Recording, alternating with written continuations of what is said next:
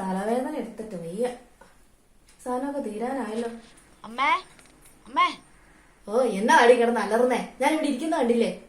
അമ്മേ, ദേ അപ്പുറത്തെ മിനിച്ചേച്ചിയുടെ കെട്ടിയ ഗൾഫിൽ നിന്ന് വന്നിട്ടുണ്ടെന്ന് തോന്നുന്നു. മിറ്റത്ത് നിൽക്കുന്നുണ്ട്, ഞാൻ കണ്ടു.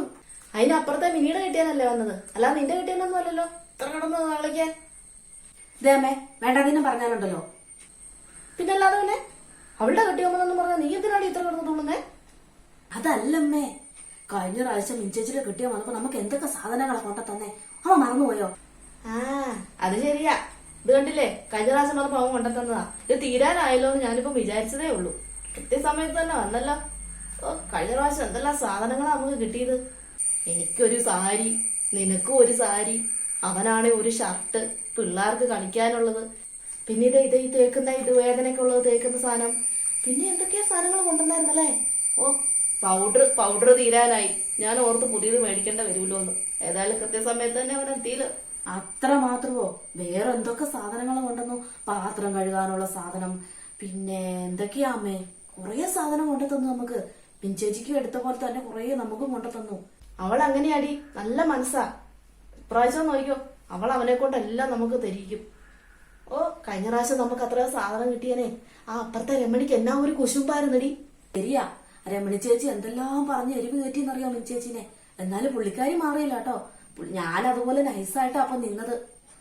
അതുകൊണ്ട് പുള്ളിക്കാരി മാറിയിട്ടൊന്നുമില്ല. ഇപ്രാവശ്യം നമുക്ക് കൊണ്ടുതരും, എന്തായാലും കൊണ്ടുതരും. എടി, ഈ പാലും ഇച്ചിരി എന്തേലും ബേക്കറി സാധനമൊക്കെ എപ്പോഴും കരുതിയിരിക്കണം കേട്ടോ. കേറി വരുമ്പോ അത് സാധനങ്ങളൊക്കെ കൊണ്ടുവരുമ്പോ എന്തെങ്കിലും നമ്മൾ കൊടുക്കണ്ടേ? ആ, ഇവിടെയാ ബേക്കറി മേടിച്ചു വെച്ചാ ഇരിക്കുന്നേ. ആ പിള്ളേർ അത് മൊത്തം തിന്ന് തീർക്കൂലേ അമ്മേ? പിള്ളേരെ എടുത്ത് എപ്പോഴും കൊടുത്ത് തീർത്തേക്കരുത്, കുറച്ചെടുത്ത് മാറ്റി വെച്ചേക്കണം. അവര് വരുമ്പോ കൊടുക്കണ്ടേ? ആ, കുറച്ചെടുത്ത് മാറ്റി വെക്കാം. വരുമ്പോ ചായ എന്തി കൊടുക്കാം. അത്ര സാധനം കൊണ്ടൊക്കെ വരുമ്പോ ചായയും കടി കൊടുത്തില്ലേ, മോശമല്ലേ? അല്ലേലും അവര് രണ്ടും നല്ല ആൾക്കാരാ, മനുഷ്യപ്പറ്റുള്ളതാ.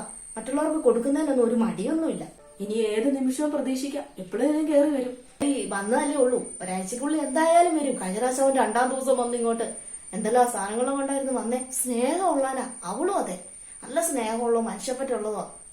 ഈ അയലോകത്ത് ഒരെണ്ണമില്ല അതുപോലെ. കൊറേ എല്ലാം തിരുത്താൻ നോക്കി, നമ്മളുമായിട്ട് തെറ്റിക്കാൻ കുറെ നോക്കിയതല്ലേ. ഏതായാലും വരട്ടെ.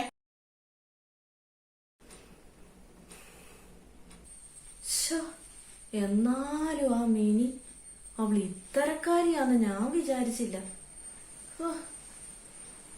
അവളും കെട്ടിയവനും കൂടി കേറി വന്നേക്കുന്നു, 2 മുട്ടായിയും കണ്ട്. എന്നതിന് ഞാൻ പ്രമേഹം വന്ന് ചാവാനോ? വെറുതെ ഉള്ള ചായ ബേക്കറി കൊടുത്തു, എല്ലാം കിട്ടുമെന്ന് ഓർത്തിട്ട് അതും പോയി. ശരിയാ, ആ പെണ്ണുമ്പിള്ള എന്നോട് ഇങ്ങനെ ചെയ്യുമെന്ന് ഞാൻ വിചാരിച്ചില്ല. 2 മുട്ടായി എടുത്തെന്റെ കൈ തന്നിട്ട് അവള് പറയുവാണേ, അമ്മ ഇപ്രാവശ്യം ചേട്ടൻ അധികം സാധനം ഒന്നും കൊണ്ടുവന്നില്ല, അതുകൊണ്ടാട്ടോ ഒന്നും തരാത്തേന്ന്. അവള് തന്നില്ലെന്നല്ല, ഇതൊന്നും നമുക്ക് മേടിക്കത്തില്ലേ? പൈസ കൊടുത്താൽ കിട്ടാത്ത സാധനം ഒന്നും അല്ലല്ലോ. അവള് തന്നിട്ടല്ലേ നമ്മളൊന്ന് വെച്ചാൽ ഇതൊക്കെ ഉപയോഗിച്ചോണ്ടിരുന്നേ. അവളിപ്പോ വലിയ എളുപ്പുകാരന്റെ ഭാര്യയായി, വലിയ പത്രാസുകാരി. അതിനു മുമ്പ് അവിടെ കയറി നിറങ്ങിയതൊക്കെ അവള് മറന്നുപോയി. പുതിയ സാരി കിട്ടുമ്പോ അത് എടുത്തുകൊണ്ട് വീട്ടിൽ പോകാന്നൊക്കെ ഓർത്തിരുന്നതാ.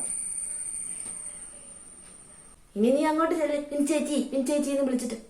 നീ വലിയ ലോകത്തിന് പോയാൽ ഞാൻ പറയാ, ഇവിടെ കുത്തിപ്പിടിച്ചിരുന്നോണം. ഞാൻ മാത്രമൊന്നുമല്ലോ, അമ്മ എന്തോരം മിണ്ടാട്ടുമായിരുന്നു. ആ, ഞാൻ മിണ്ടുമായിരുന്നു. പിന്നെ അയലോക്കക്കാരല്ലേ, കാണുമ്പോൾ മിണ്ടാതിരിക്കാൻ പറ്റുമോ? ഇവളുടെ മനസ്സിൽ ഇത്രയും വിഷമുണ്ടെന്ന് ഞാൻ അറിഞ്ഞു. നീ ആ ചെറുക്കനെ വിളിച്ച് പറ, വരുമ്പോ ഒരു പൗഡർ വല്ലതും മേടിച്ചോണ്ട് വരാൻ. അത് ഇത് കിട്ടൂലോ എന്ന് ഓർത്ത് മേടിച്ചുമില്ല, തീരുകയും ചെയ്തു. ഇനിയിപ്പോ അത് മേടിച്ച് ഉപയോഗിക്കാം, അല്ലാണ്ട് എന്നാ ചെയ്യുന്നേ? ഇനി അതല്ലേ രക്ഷയുള്ളൂ.